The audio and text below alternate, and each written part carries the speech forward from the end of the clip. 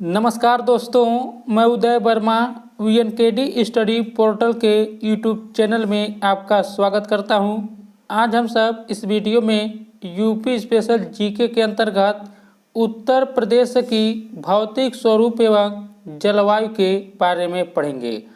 तो दोस्तों, यदि आप यूपी लेखपाल, यूपीएसआई, जेल वार्डर, फायरमैन, खंड शिक्षा अधिकारी आदि इन सभी परीक्षाओं की तैयारी कर रहे हैं तो आपके लिए आज का यह वीडियो बहुत ही इम्पॉर्टेंट है। और दोस्तों, यदि आप अभी चैनल पर नए विजिट कर रहे हैं तो चैनल को सब्सक्राइब कर लीजिएगा, साथ ही बेल आइकन को भी प्रेस कर लीजिएगा डेली जो है यूपी स्पेशल जीके पढ़ने के लिए। देखिए, यह एक ऐसा चैप्टर है जो कि आपको एग्जाम में इस चैप्टर से जरूर 2 या 3 प्रश्न देखने को मिलेगा। तो चलिए अब हम सब शुरू करते हैं। देखिए, सबसे पहले हम सब पढ़ेंगे अवस्थिति के बारे में पढ़ेंगे। हम सब अवस्थिति देखेंगे सबसे पहले। तो देखिए, उत्तर प्रदेश का जो विस्तार है 23 डिग्री 52 मिनट उत्तरी अक्षांश से 30 डिग्री 25 मिनट उत्तरी अक्षांश तथा 77 डिग्री 3 मिनट पूर्वी देशांतर से 84 डिग्री 39 मिनट पूर्वी देशांतर के मध्य है। इसे आप याद रखिएगा। अगला पॉइंट हम सब इसमें देखते हैं। देखिए, उत्तर प्रदेश का कुल क्षेत्रफल 2,40,928 वर्ग किलोमीटर है। इसे याद रखिएगा आप। उत्तर प्रदेश का जो कुल क्षेत्रफल है 2,40,928 वर्ग किलोमीटर है। और देखिए, जो भारत के कुल क्षेत्रफल का लगभग 7.33% है। तो इसे भी आप याद रखिएगा। तो उत्तर प्रदेश का जो कुल क्षेत्रफल है 2,40,928 वर्ग किमी है, जो भारत के कुल क्षेत्रफल का लगभग 7.33% है। अगला हम सब देखते हैं। अगला जो पॉइंट है, देखिए, क्षेत्रफल की दृष्टि से उत्तर प्रदेश का देश में राजस्थान, मध्य प्रदेश एवं महाराष्ट्र के बाद चौथा स्थान है। तो इसे आप याद रखिएगा। तो क्षेत्रफल की दृष्टि से जो है उत्तर प्रदेश का देश में चौथा स्थान है। तो राजस्थान, मध्य प्रदेश एवं महाराष्ट्र के बाद जो है उत्तर प्रदेश का क्षेत्रफल में चौथे स्थान है। और देखिए, भारत में जो है जनसंख्या के आधार पर उत्तर प्रदेश का प्रथम स्थान है। इसे भी आप याद रखिएगा। तो देखिए, अभी तक हम सब देखें कि उत्तर प्रदेश का जो कुल क्षेत्रफल है वह 2,40,928 वर्ग किलोमीटर है, जो भारत के कुल क्षेत्रफल का लगभग 7.33% है। इसे आप याद रखिएगा। और देखिए, क्षेत्रफल की दृष्टि से यदि हम देखें तो उत्तर प्रदेश का देश में चौथा स्थान है। तो देखिए, राजस्थान, मध्य प्रदेश एवं महाराष्ट्र के बाद उत्तर प्रदेश का चौथा स्थान है। तो इतना आप याद रखिएगा। आगे हम सब देखते हैं। देखिए, उत्तर प्रदेश का जो पूर्व से पश्चिम की लंबाई है वह 650 किलोमीटर है तथा उत्तर से दक्षिण तक इसकी चौड़ाई जो है 240 किमी है। इसे आप याद रखिएगा।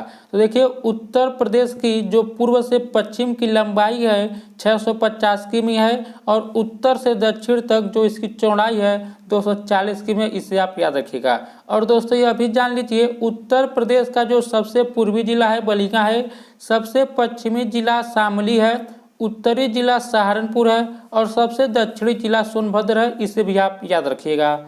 अगला पॉइंट हम सब देखते हैं। देखिए, यह है उत्तर में इसकी सीमा नेपाल से मिलती है। तो इसे याद रखिएगा। परीक्षा में इस तरह पूछ सकता है प्रश्न कि देखिए, उत्तर प्रदेश की सीमा जो है किस अंतर्राष्ट्रीय सीमा से मिलती है। तो देखिए, नेपाल सीमा से यह उत्तर प्रदेश की सीमा लगती है। इसे आप याद रखिएगा।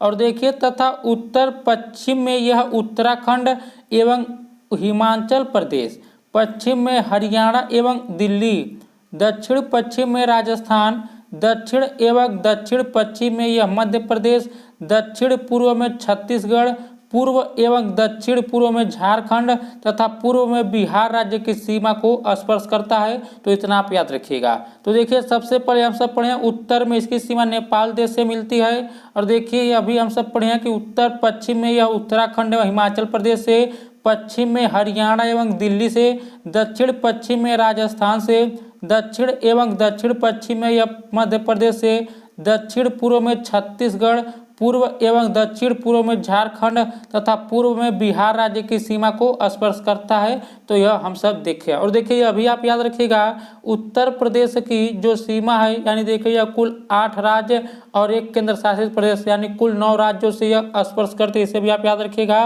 देखिए वह जो केंद्र शासित प्रदेश है दिल्ली है। तो उत्तर प्रदेश की सीमा जो है कुल 8 राज्य और एक केंद्र शासित प्रदेश है, दिल्ली से भी स्पर्श करती है। इसे भी आप याद रखिएगा। आगे हम सब देखते हैं। आप देखिए अगला जो है यहाँ पर देखिए जो हम बताएं आगे देखिए इस प्रकार उत्तर प्रदेश नेपाल 8 राज्यों और एक केंद्र शासित प्रदेश से घिरा हुआ है। याद रखिएगा। तो उत्तर प्रदेश जो है एक नेपाल देश से, साथ ही उत्तर प्रदेश यानी देखिए यह 8 राज्यों और एक केंद्र शासित प्रदेश से घिरा हुआ है। आगे हम सब देखते हैं। देखिए उत्तर प्रदेश की प्राकृतिक सीमाओं के अंतर्गत उत्तर में हिमालय की शिवालिक श्रेणी, पश्चिम एवं दक्षिण पश्चिम में यमुना नदी, दक्षिण में विंध्याचल पर्वत श्रेणी तथा पूर्व में गंडक नदी स्थित है। इसे याद रखिएगा। तो देखिए उत्तर प्रदेश की प्राकृतिक सीमाओं के अंतर्गत उत्तर में हिमालय की शिवालिक श्रेणी, पश्चिम एवं दक्षिण पश्चिम में यमुना नदी, दक्षिण में विंध्याचल पर्वत श्रेणी तथा पूर्व में गंडक नदी स्थित है। इसे आप याद रखिएगा। दोस्तों यदि आपको यह वीडियो अच्छा लग रहा है तो वीडियो को लाइक जरूर कीजिए, साथ ही चैनल को भी सब्सक्राइब कर लीजिए। अब अगला जो हमारा टॉपिक है देखिए यह है प्रदेश का भौतिक स्वरूप। देखिए इससे पहले हम सब अभी पढ़े हैं उत्तर प्रदेश की अवस्थिति के बारे में पढ़े हैं और उम्मीद करता हूँ आपको एक एक पॉइंट जरूर समझ में आ गया होगा। अब हम सब पढ़ेंगे प्रदेश का भौतिक स्वरूप। देखिए विद्वानों द्वारा जो है वर्तमान उत्तर प्रदेश को 3 भौतिक विभागों में विभाजित किया गया है। याद रखिएगा। तो विद्वानों द्वारा वर्तमान उत्तर प्रदेश को 3 भौतिक विभागों में विभाजित किया गया है। इसे याद रखिएगा। अब हम सब एक एक विभागों के बारे में पढ़ेंगे। जो भौतिक विभाग हैं इन सभी के एक एक भागों के बारे में हम सब विस्तृत से पढ़ेंगे। तो चलिए हम सब देखते हैं। देखिए सबसे पहले हम सब पढ़ेंगे भाबर एवं तराई क्षेत्र। तो चलिए हम सब भाबर एवं तराई क्षेत्र के बारे में पढ़ते हैं। देखिए भाबर एवं तराई क्षेत्र पश्चिम में सहारनपुर से शुरू होकर पूर्व में देवरिया तक एक पतली पट्टी के रूप में फैला हुई है। याद रखिएगा। तो देखिए भाबर एवं तराई क्षेत्र जो है पश्चिम में सहारनपुर से शुरू होकर पूर्व में देवरिया तक एक पतली पट्टी के रूप में फैली हुई है। इसे आप याद रखिएगा। और देखिए अगला पॉइंट हम सब देखते हैं। देखिए यह क्षेत्र जो है सहारनपुर, बिजनौर, पीलीभीत, बरेली, लखीमपुर खीरी, बहराइच, बस्ती, गोंडा, गोरखपुर और देवरिया जनपदों तक विस्तृत है। यानी देखिए भाबर एवं तराई क्षेत्र पश्चिम में सहारनपुर से शुरू होकर पूर्व में देवरिया तक एक पतली पट्टी के रूप में फैली हुई है। और देखिए यह क्षेत्र जो फैली हुई है यह जो है सहारनपुर, बिजनौर, पीलीभीत, बरेली, लखीमपुर खीरी, बहराइच, बस्ती, गोंडा, गोरखपुर और देवरिया जनपदों तक विस्तृत है, यानी फैली हुई है। इसे भी आप याद रखिएगा। अगला पॉइंट हम सब देखते हैं। देखिए इनमें भाबर क्षेत्र का विस्तार जो है सहारनपुर, बिजनौर, पीलीभीत आदि जनपदों में है। इसे आप याद रखिएगा। तो देखिए इनमें भाबर क्षेत्र का जो विस्तार है सहारनपुर, बिजनौर, पीलीभीत आदि जनपदों में है। अगला हम सब पॉइंट देखते हैं। देखिए भाबर क्षेत्र शिवालिक श्रेणी की तलहटी में फैला हुआ है। याद रखिएगा। तो भाबर क्षेत्र जो है यह शिवालिक श्रेणी की तलहटी में फैला हुआ है। और देखिए तथा इसका निर्माण जो हुआ है कंकरीली एवं पथरीली मिट्टी के द्वारा हुआ है। तो याद रखिएगा। तो देखिए भाबर क्षेत्र जो शिवालिक श्रेणी की तलहटी में फैला हुआ है और देखिए इसका निर्माण जो हुआ है कंकरीली एवं पथरीली मिट्टी द्वारा हुआ है, जिसके कारण यहाँ नदियाँ अदृश्य होकर बहती हैं। यही कारण है कि यहाँ नदियाँ जो है इस क्षेत्रों में अदृश्य होकर बहती हैं। अगला पॉइंट हम सब देखते हैं। देखिए अगला जो पॉइंट है यह है भाबर क्षेत्र के दक्षिण में इसके समानांतर एक संकीर्ण पट्टी के रूप में तराई क्षेत्र का विस्तार पाया जाता है। तो देखिए भाबर क्षेत्र के दक्षिण में जो है इसके समानांतर ही एक संकीर्ण पट्टी के रूप में तराई क्षेत्र का विस्तार पाया जाता है। इसे भी आप याद रखिएगा। आगे हम सब देखते हैं। देखिए यह समतल क्षेत्र है जो अत्यधिक वर्षा एवं उचित जल निकासी न होने के कारण दलदली क्षेत्र में परिणत हो गया है। तो देखिए यह समतल जो क्षेत्र है अत्यधिक वर्षा में उचित जल निकासी न होने के कारण दलदली क्षेत्र में यह बदल गया है, इसे भी आप याद रखिएगा। आगे हम सब देखते हैं, देखिए अगला जो पॉइंट है यह है तराई क्षेत्र की जलवायु हानिप्रद है तथा यह क्षेत्र मलेरिया के प्रकोप से भी प्रभावित रहा है। देखिए एग्जाम में यह भी पूछ सकता है कि कौन सा क्षेत्र जो है मलेरिया के प्रकोप से प्रभावित रहा है। तो देखिए तराई क्षेत्र की जलवायु हानिप्रद है तथा यह क्षेत्र मलेरिया के प्रकोप से भी प्रभावित रहा है। अगला पॉइंट हम सब देखते हैं, देखिए अगला पॉइंट है इसमें प्राकृतिक वनस्पतियों के रूप में यहाँ साल, सेमल, हल्दू एवं तंदू आदि वृक्षों के घने वन पाए जाते हैं। तो याद रखिएगा प्राकृतिक वनस्पतियों के रूप में यहाँ साल, सेमल, हल्दू एवं तंदू आदि वृक्षों के घने वन पाए जाते हैं। और देखिए साथ ही इस क्षेत्र में समाना प्रकार की लंबी घासें भी पाई जाती है। याद रखिएगा इस क्षेत्र में जो है समाना प्रकार की लंबी घास भी पाई जाती है। अगला हम सब देखते हैं, अगला जो इसमें पॉइंट है देखिए तराई क्षेत्र में चावल, गेहूं, जूट एवं गन्ने की खेती बड़े पैमाने पर की जाती है। देखिए इसे भी याद रखिएगा। तो तराई क्षेत्र में जो है चावल, गेहूं, जूट एवं गन्ने की खेती बड़े पैमाने पर की जाती है, इसे भी आप याद रखिएगा। अब आगे हम सब देखते हैं गंगा यमुना के मैदान के बारे में। इससे पहले हम सब जो है भाबर एवं तराई प्रदेश के बारे में पढ़े हैं। उम्मीद करता हूँ कि आपको उसमें का हर एक पॉइंट बारीकी से समझ में जरूर आ गया होगा। अब चलिए हम सब गंगा यमुना के मैदान के बारे में पढ़ते हैं। देखिए यह इसका दूसरा भाग है, यानी देखिए प्रदेश का जो भौतिक स्वरूप इसको विद्वानों ने 3 भागों में विभाजित किया। पहला हम सब पढ़े भाबर एवं तराई क्षेत्र, यह दूसरा हम सब पढ़ रहे हैं गंगा यमुना का मैदान हम सब पढ़ रहे हैं। तो चलिए हम सब देखते हैं।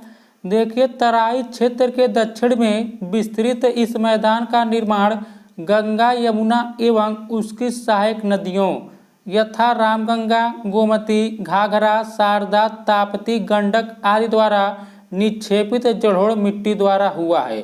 तो याद रखिएगा। तो देखिए गंगा यमुना इस मैदान का जो निर्माण हुआ है तराई क्षेत्र के दक्षिण में विस्तृत इस मैदान का निर्माण जो हुआ है गंगा यमुना एवं उसकी सहायक नदियां जैसे रामगंगा, गोमती, घाघरा, शारदा, ताप्ती, गंडक आदि द्वारा निक्षेपित जलोढ़ द्वारा हुआ, इसे आप याद रखिएगा।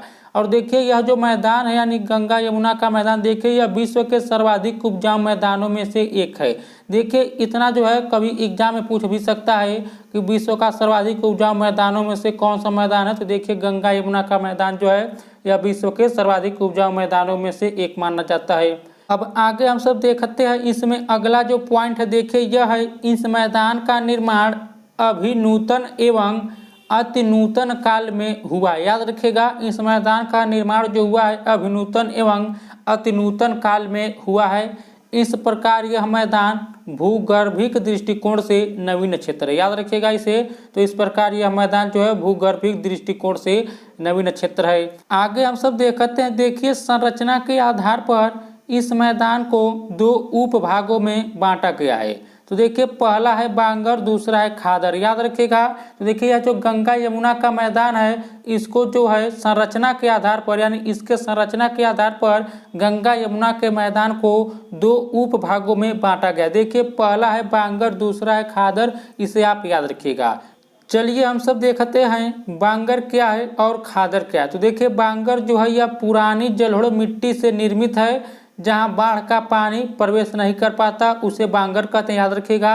तो बांगर वह क्षेत्र है जहां पर यह देखिए पुरानी जलोढ़ मिट्टी से निर्मित है जहां बाढ़ का पानी प्रवेश नहीं कर पाता। और देखिए एक दूसरा खादर जो है यह जो है खादर का निर्माण नई जलोढ़ मिट्टी द्वारा हुआ है तथा यहाँ प्रतिवर्ष बाढ़ से प्रभावित होता है। यानी देखिए बांगर क्षेत्र जो है यह बाढ़ से प्रभावित नहीं होता है क्योंकि यह पुरानी जलोढ़ मिट्टी से निर्मित है। और देखिए खादर का निर्माण जो हुआ है नई जलोढ़ मिट्टी के द्वारा हुआ है, इसलिए यह क्षेत्र जो है प्रतिवर्ष बाढ़ से प्रभावित रहता है, इसे आप याद रखिएगा। अब देखिए अब हमारा अगला जो है देखिए अगला जो टॉपिक है देखिए यह जो अगला भाग यह है दक्षिण पठारी क्षेत्र। यानी हम सब पढ़े हैं शुरू में कि विद्वानों द्वारा वर्तमान उत्तर प्रदेश को 3 भौतिक विभागों में विभाजित किया गया है। तो पहला हम सब पढ़े हैं बाबर एवं तराई प्रदेश के बारे में, दूसरा पढ़ चुके हम सब गंगा यमुना के मैदान के बारे में। अब देखिए तीसरा जो भाग है इसका यह है दक्षिण पठारी क्षेत्र है। तो चलिए अब हम सब दक्षिण पठारी क्षेत्र के बारे में पढ़ते हैं। तो देखिए दक्षिण पठारी क्षेत्र जो है इस पठार को बुंदेलखंड का पठार के नाम से भी जाना जाता है, इसे याद रखिएगा। तो देखिए एग्जाम में डायरेक्ट प्रश्न पूछ सकता है कि किस पठार को जो है बुंदेलखंड का पठार के नाम से भी जाना जाता है। देखिए दक्षिण पठारी क्षेत्र को जो है बुंदेलखंड का पठार के नाम से भी जाना जाता है, इससे आप याद रखिएगा। अब देखिए अगला पॉइंट हम सब देखते हैं। देखिए यह क्षेत्र झांसी, जालौन, हमीरपुर एवं बांदा जनपद तथा इलाहाबाद जनपद के इलाहाबाद एवं करछना तहसील, मिर्जापुर जनपद तथा वाराणसी जनपद के चकिया तहसील तक विस्तृत है। यानी यह जो दक्षिण पठारी क्षेत्र है, यह देखिए यह क्षेत्र झांसी, जालौन, हमीरपुर एवं बांदा जनपद तथा इलाहाबाद जनपद के इलाहाबाद एवं करछना तहसील, मिर्जापुर जनपद तथा वाराणसी जनपद के चकिया तहसील तक विस्तृत है, इसे आप याद रखिएगा। अगला पॉइंट हम सब देखते हैं। देखिए अगला पॉइंट जो है यह है इस पठार का ढाल दक्षिण से उत्तर की ओर, याद रखिएगा इस पठार का जो ढाल है दक्षिण से उत्तर की ओर है, अर्थात दक्षिण से उत्तर की ओर इस पठार की ऊंचाई घटती है। याद रखिएगा इस पठार का ढाल जो है दक्षिण से उत्तर की ओर है और अर्थात दक्षिण से उत्तर की ओर जो है इस पठार की ऊंचाई घट जाती है। आगे हम सब देखते हैं। देखिए बुंदेलखंड क्षेत्र में कैमूर एवं सोनाकार की पहाड़ियां पाई जाती है, जिसकी औसत ऊंचाई 600 मीटर से अधिक है। तो इसे याद रखिएगा, यह भी प्रश्न पूछ सकता है एग्जाम में। तो देखिए बुंदेलखंड क्षेत्र में जो है कैमूर एवं सोनाकार की पहाड़ियां पाई जाती हैं, जिसकी औसत ऊंचाई 600 मीटर से अधिक है। अगला पॉइंट हम सब देखते हैं। देखिए अगला जो पॉइंट है यह है चंबल, बेतवा, केन, सोन, टोंस आदि इस क्षेत्र में प्रवाहित होने वाली मुख्य नदियां, याद रखिएगा। तो देखिए चंबल, बेतवा, केन, सोन, टोंस आदि जो है इस क्षेत्र में प्रवाहित होने वाली मुख्य नदियां, यानी कि जो क्षेत्र है पठारी क्षेत्र है, दक्षिण पठारी क्षेत्र है। तो इस क्षेत्र में जो है चंबल, बेतवा, केन, सोन, टोंस आदि इस क्षेत्र में प्रवाहित होने वाली मुख्य नदियां, इससे आप याद रखिएगा। अब दोस्तों यह था हम सब पढ़े हैं प्रदेश का भौतिक स्वरूप, 3 भागों में विभाजित था। भाबर एवं तराई प्रदेश, गंगा यमुना का मैदान, दक्षिणी पठारी क्षेत्र। अब हम सब आगे जो पढ़ेंगे, अब हम सब पढ़ेंगे प्राकृतिक प्रदेश के बारे में। तो चलिए अब हम सब देखते हैं प्राकृतिक प्रदेश के बारे में। दोस्तों यदि आपने अभी तक वीडियो को लाइक नहीं किया है तो लाइक जरूर कर दीजिए। अब चलिए हम सब प्राकृतिक प्रदेश के बारे में देखते हैं। तो देखिए भू संरचना, मिट्टी, जलवायु एवं प्राकृतिक वनस्पतियों के वितरण के आधार पर उत्तर प्रदेश को मुख्य रूप से 2 प्राकृतिक प्रदेशों में विभाजित किया जा सकता है।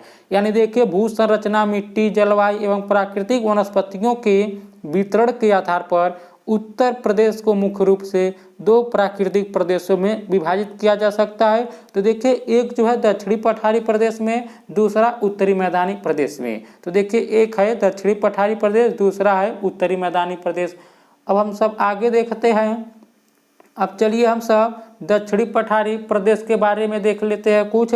तो देखिए दक्षिणी पठारी प्रदेश के अंतर्गत मुख्य रूप से बुंदेलखंड एवं बघेलखंड के पठारी क्षेत्र को शामिल किया जाता है, इतना याद रखिएगा। तो देखिए दक्षिणी पठारी प्रदेश के अंतर्गत जो है मुख्य रूप से बुंदेलखंड एवं बघेलखंड के पठारी क्षेत्र को शामिल किया जाता है। अब आगे हम सब देखते हैं। देखिए थोड़ा हम सब चलिए बुंदेलखंड का पठारी क्षेत्र देखते हैं। तो देखिए बुंदेलखंड का जो पठारी क्षेत्र है यह विंध्यन काल की प्राचीन शैल एवं नीस चट्टानों द्वारा निर्मित है, याद रखिएगा। तो देखिए बुंदेलखंड का जो पठारी क्षेत्र है यह क्षेत्र जो है विंध्यन काल की प्राचीन शैल एवं नीस चट्टानों द्वारा निर्मित है।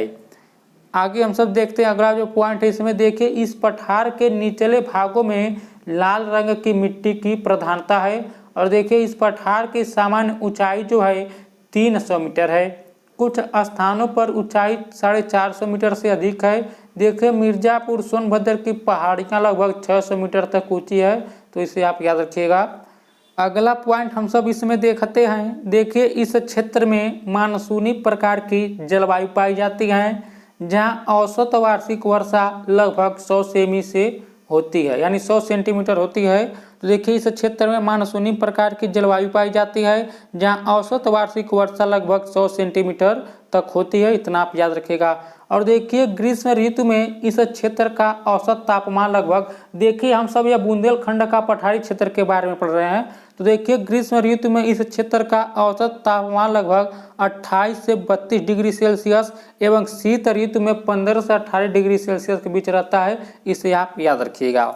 अगला पॉइंट हम सब देखते हैं। देखिए कम वर्षा वाले क्षेत्रों में घास के मैदान पाए जाते हैं, जिनमें कांस नामक घास बड़ी संख्या में पाई जाती है, इसे आप याद रखिएगा क्योंकि यह जो है एग्जाम में पूछ सकता है। तो देखिए कम वर्षा वाले क्षेत्रों में घास के मैदान पाए जाते हैं, जिनमें कांस नामक घास बड़ी संख्या में पाई जाती है।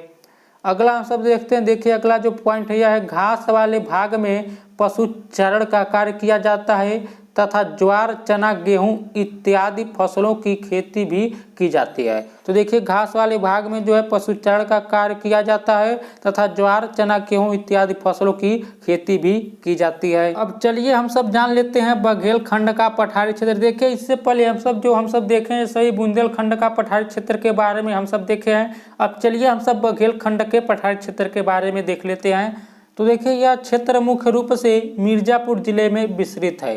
तो देखिए बघेलखंड का जो पठारी क्षेत्र है यह क्षेत्र मुख्य रूप से मिर्जापुर जिले में विस्तृत है।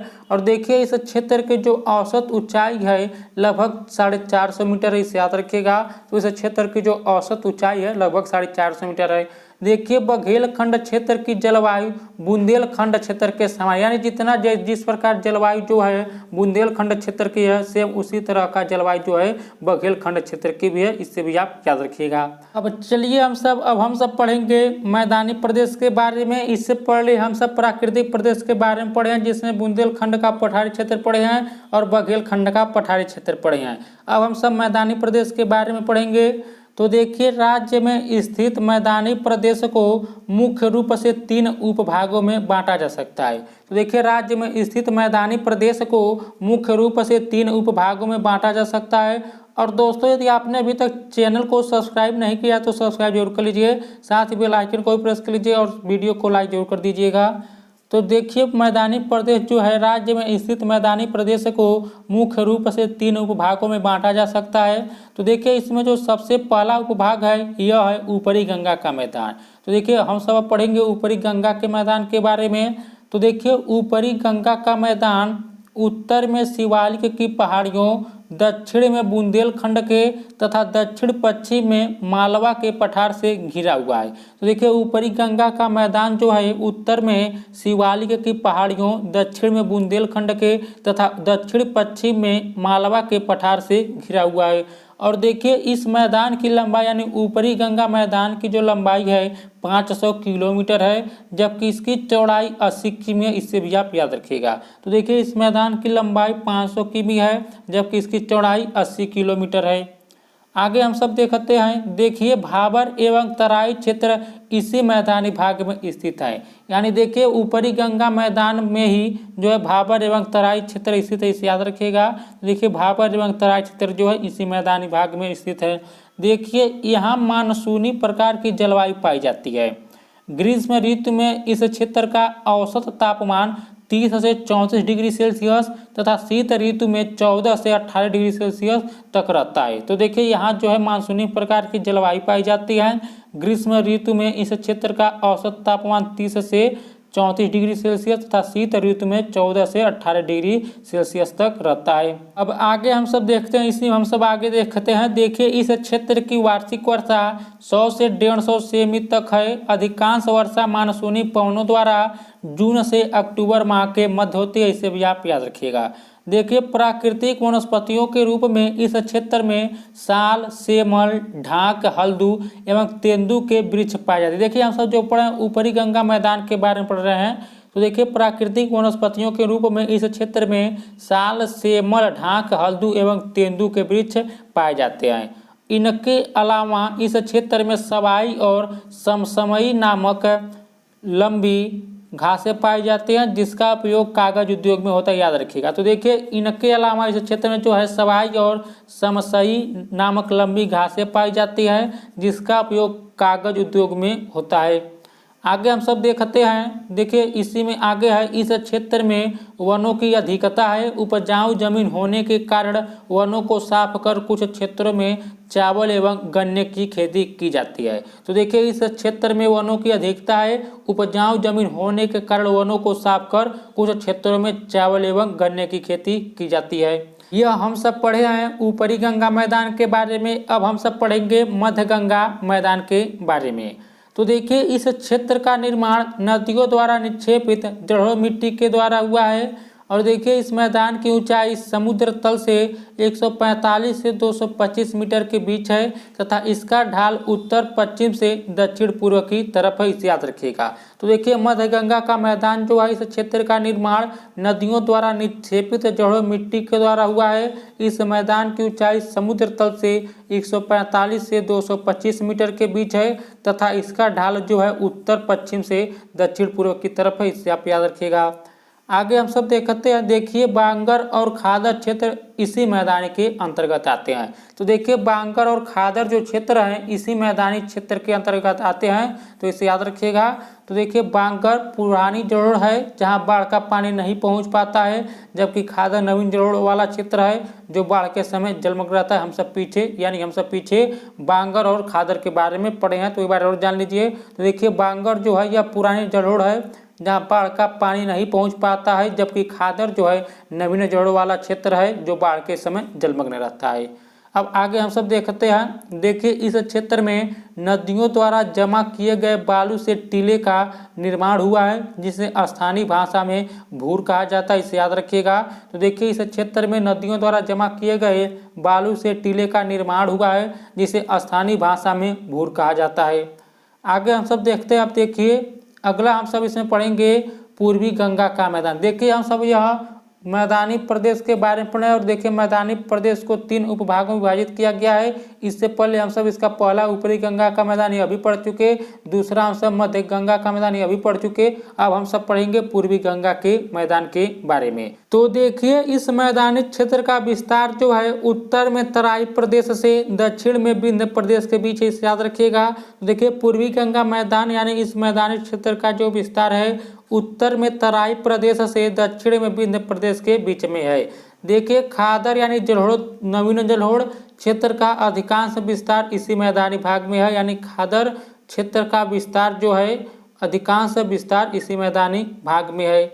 आगे हम सब देखते हैं, देखिए इस मैदानी भाग की औसत ऊंचाई लगभग 80 से 100 मीटर के बीच है तथा इसकी ढाल उत्तर पश्चिम से दक्षिण पूर्व की तरफ है। आगे हम सब देखते हैं, देखिए इस मैदान में अनेक बरसाती झीलें पाई जाती हैं जिन्हें स्थानीय भाषा में चौर एवं साबा के नाम से जाना जाता है। तो देखिए यह जो मैदान है यानी पूर्वी गंगा का मैदान है, इस मैदान में अनेक बरसाती झीलें पाए जाते हैं जिन्हें स्थानीय भाषा में चौर एवं साबा के नाम से भी जाना जाता है। अब अगला हम सब देखते हैं, देखिए अगला जो हमारा इसमें टॉपिक है यह है अपवाह प्रणाली एवं सिंचाई के साधन। अब हम सब अपवाह प्रणाली एवं सिंचाई के साधन के बारे में चलिए हम सब कुछ देख लेते हैं। तो देखिए उत्तर प्रदेश में बहने वाली नदियों में गंगा एवं यमुना राज्य की मुख्य नदियां हैं, शेष नदियां इनकी सहायक नदियां हैं। तो देखिए उत्तर प्रदेश में बहने वाली नदियों में गंगा एवं यमुना राज्य की मुख्य नदी है, शेष नदियां जो है इनकी सहायक नदी है। तो चलिए इसमें हम सब कुछ महत्वपूर्ण तथ्यों के बारे में जान लेते हैं। देखिए राज्य में बहने वाली नदियों को उनके उद्गम स्रोतों के आधार पर मुख्य रूप से 3 प्रकारों में विभाजित किया जा सकता है। यानी देखिए राज्य में बहने वाली नदियों को उनके उद्गम स्रोतों के आधार पर मुख्य रूप से 3 प्रकारों में विभाजित किया जा सकता है। देखिए यह जो तीनों विभाजित याद रखिएगा क्योंकि एग्जाम में यहाँ से डायरेक्ट प्रश्न पूछ लेता है। तो देखिए जैसे यहाँ पर पहला देखिए हिमालय से निकलने वाली नदियाँ, तो याद रखिएगा कौन कौन नदी हिमालय से निकली हैं। तो देखिए गंगा यमुना शारदा यानी जिसे काली नदी भी कहा जाता है, घाघरा देखिए जिसे सरयू या करनाली के नाम से भी जाना जाता है, रामगंगा राप्ती गंडक रोहिणी।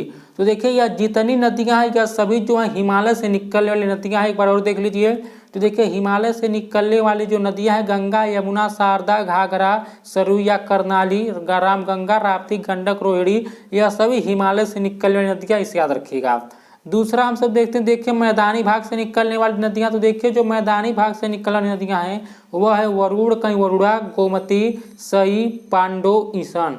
तो देखिए यह जो सभी नदियां हैं गोमती, सई, पांडो, ईसन, वरुणा, यह सभी जो हैं मैदानी भाग से निकलने वाली नदियां हैं। और देखिए तीसरा हम सब देखते हैं दक्षिण पठार से निकलने वाली नदियां। तो देखिए चंबल, बेतवा, रिहंद, सोन, किन, टोंस, कन्हार, यह सभी जो नदियां हैं सभी दक्षिणी पठार से निकलने वाली नदियां हैं। तो इन तीनों को याद रखिएगा। तो देखिए हिमालय से निकलने वाली जो नदियां हैं गंगा, यमुना, शारदा, काली यानी घाघरा यानी सरयू या करनाली, रामगंगा, राप्ती, गंडक, रोहिणी। और मैदानी भाग से जो निकलने वाली नदियां हैं वरुणा, गोमती, सई, पांडो, ईसन। और दक्षिण पठार से निकलने वाली जो नदियां हैं चंबल, बेतवा, रिहंद, सोन, केन, टोंस, कन्हार। तो दोस्तों आज का यह आखिरी टॉपिक था। उम्मीद करता हूँ आपको आज का ये वीडियो जरूर अच्छा लगा होगा। यदि अच्छा लगा है तो वीडियो को लाइक कीजिएगा, साथ ही चैनल को भी सब्सक्राइब कर लीजिएगा। तो इस वीडियो में इतना ही दोस्तों, नमस्कार।